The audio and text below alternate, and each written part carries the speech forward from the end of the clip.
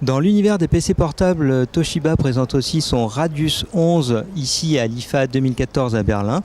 Il s'agit en fait d'un concept de PC hybride rotatif, non pas à écran détachable mais à charnière rotative. On vous rappelle que c'était un petit peu Lenovo qui avait lancé le concept avec Seiyoga. Alors, Toshiba nous précise qu'il est possible de l'utiliser selon 5 modes. En PC normal, en tente, en projection, en mode tablette, mais ça fait quand même une tablette assez épaisse, et à plat, même si on voit pas trop l'intérêt, nous à Cinet, de l'utilisation à plat. Le clavier se désactive automatiquement dès que l'angle total clavier-écran dépasse les 180. Donc on a essayé quelques tests à plat, alors un coup ça marchait, un coup ça marchait pas, c'est peut-être le modèle qui est un prototype. Pour ce qui est des caractéristiques techniques, on a une machine de 1,3 kg avec une autonomie de 7 heures.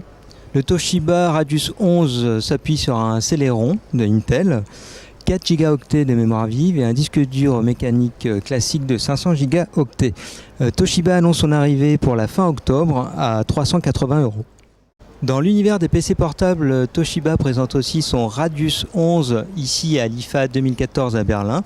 Il s'agit en fait d'un concept de PC hybride rotatif, non pas à écran détachable mais à charnière rotative.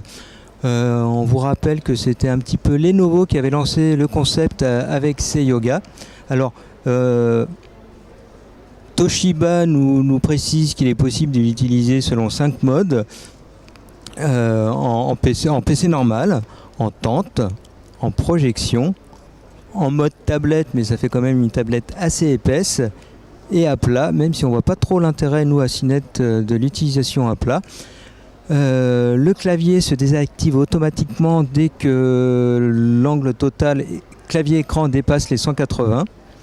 Donc on a essayé quelques tests à plat, alors un coup ça marchait, un coup ça marchait pas, c'est peut-être le modèle qui est un prototype.